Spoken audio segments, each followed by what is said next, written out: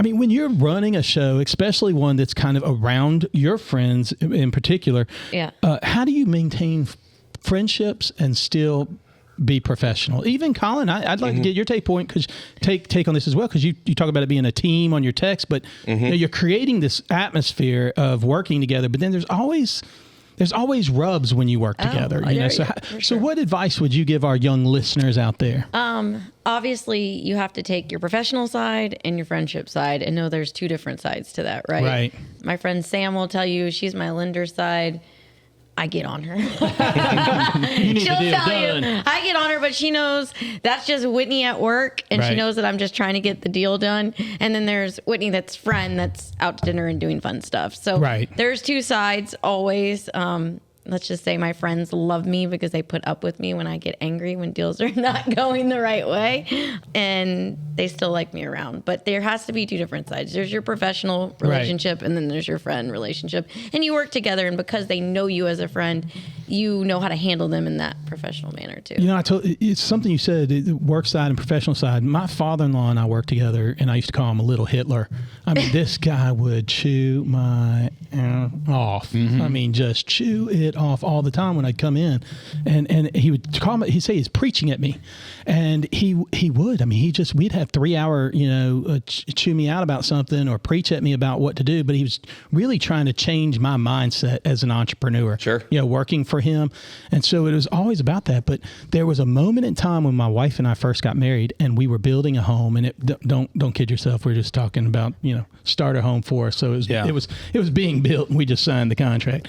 But we were waiting for it to finish, and we lived with them while I worked with him. And so he would chew me out for 3 hours. I'd go back to his house, and he'd have a drink ready for me. He'd go, Jason, hey, it's so great to see you. How you doing? And I'd be like, look at this jabroni here trying to talk to me all cool. I'd go back into the back room where I stayed and just shut the door. Be like, I'm not talking to him. But he finally was like, dude, why are you taking it so personal? Like, I love you. I care about you.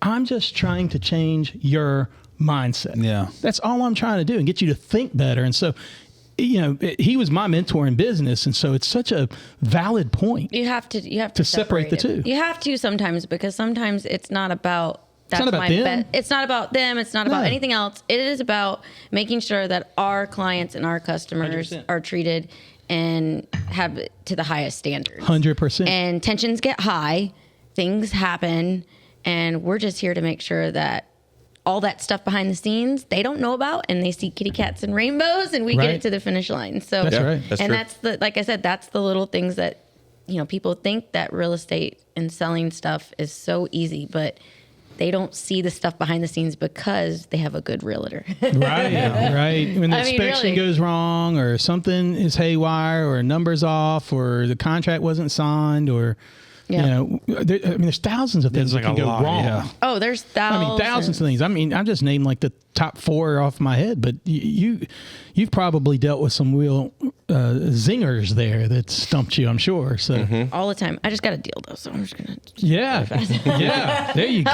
If y'all heard the zzz, something coming in already. it was. Working It was and a podcasting. negotiation. I Can't love help it. Yeah. Working and podcasting. Real estate never stops, guys. And if your realtor says it's 7:00, I don't answer, then maybe estate you need to agent. find somebody else. Yeah. You hear that, young people? I would also piggyback on what Whitney said and say business never stops. When you're an entrepreneur, if you're in leadership in a company, or if you want to be in leadership in the company, you're going to end up having to work outside of 9 to 5.